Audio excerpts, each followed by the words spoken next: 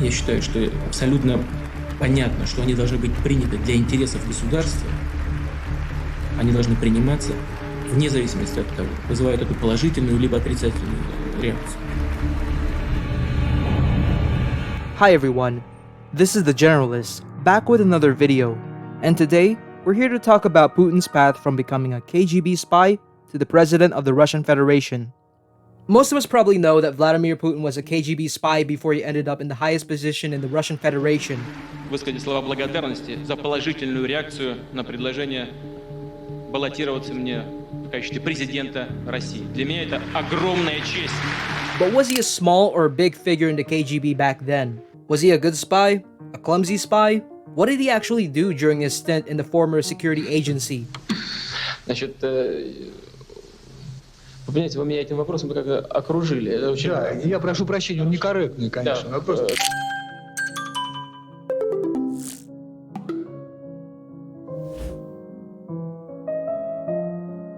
Putin was said to have been inspired by the protagonist Alexander Belov of the spy series The Shield and the Sword.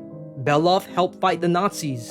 Because of this, Putin dreamed of becoming a part of the Committee for State Security, or the KGB. Back in 1975, right after studying law and graduating from the St. Petersburg State University, named back then as the Leningrad State University, he was recruited by the KGB.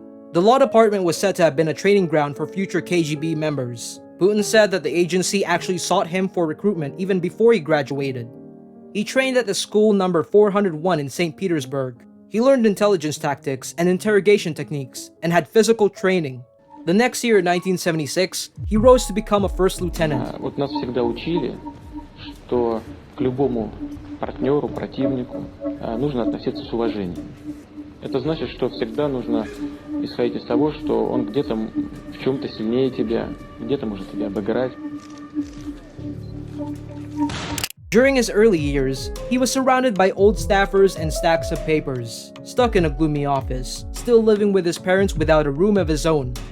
Jump to September 1984. With his experience of spying on foreigners in Leningrad, Putin was sent to Moscow for further training at the Yuri Andropov Red Banner Institute. He was then assigned to Dresden in East Germany, the state that existed from 1949 to 1990 in Germany as a part of the Eastern Bloc or the Soviet Bloc during the Cold War.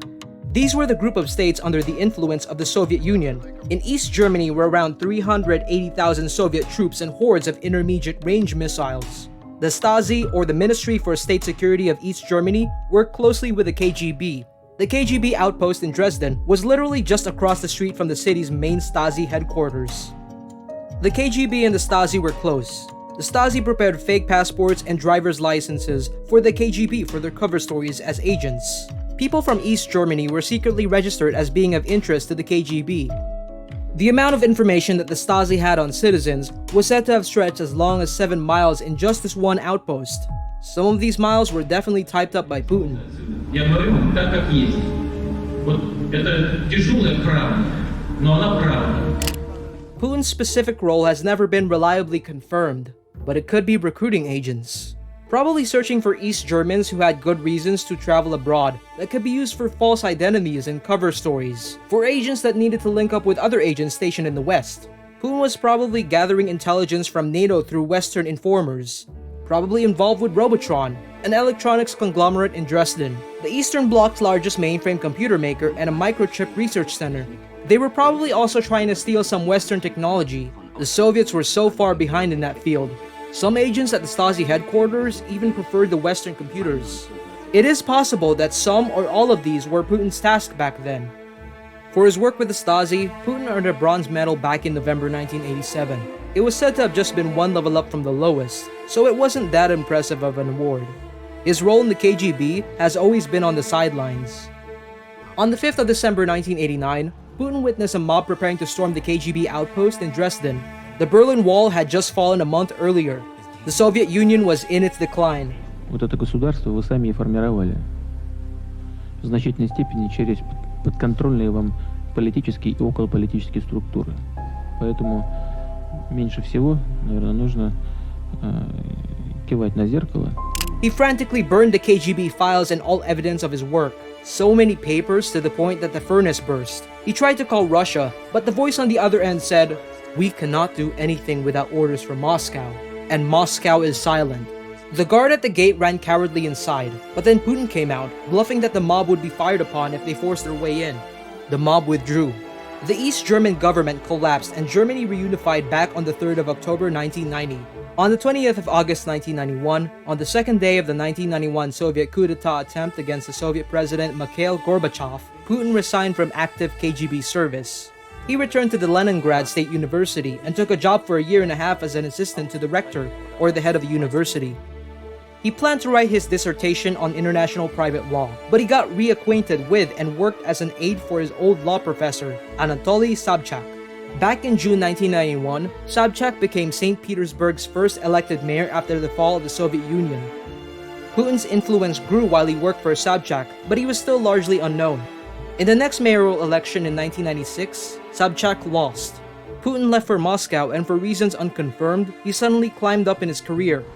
Поэтому, когда Бородин Павлович предложил приехать в Москву и заняться юридическими вопросами управления делами президента, я, конечно, согласился и приехал.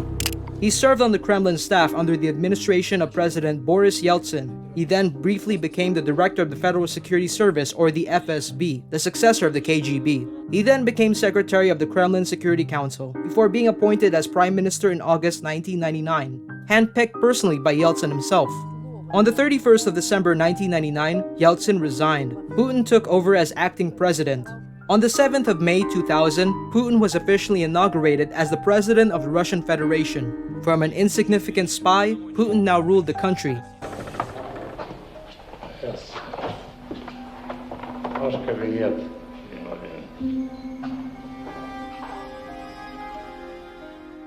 Talking about his time in the KGB, Putin said that it was clear the Union was ailing. It had a terminal, incurable illness under the title of paralysis. A paralysis of power. Мы с вами народ победитель. Это у нас в генах, в нашем генном коде. Это передается у нас из поколения в поколение. Мы и сейчас победим. И я вас хочу спросить, мы победим? But when talking about the KGB's role in the Soviets' legacy of terror, about the Stalin-era purges, prison camps, and deaths, he said that one must not keep alluding to only this experience, pretending that we do not need state security bodies. All the 17 years of my work are connected with this organization. It would be insincere for me to say that I don't want to defend it being the KGB. He nevertheless also said that if Russia will treasure elements of civil society that we have got, our only gain over these years, then gradually we will be creating conditions under which those horrifying bodies of security will never be able to revive. На протяжении истории Россию многократно пытались поставить на колени и запугать. Это не удалось никому. Don't forget to like and subscribe if you enjoyed the video, and consider checking out our other videos on the channel. Do you have any suggestions for future videos? Leave them in the comments below. Thanks for watching.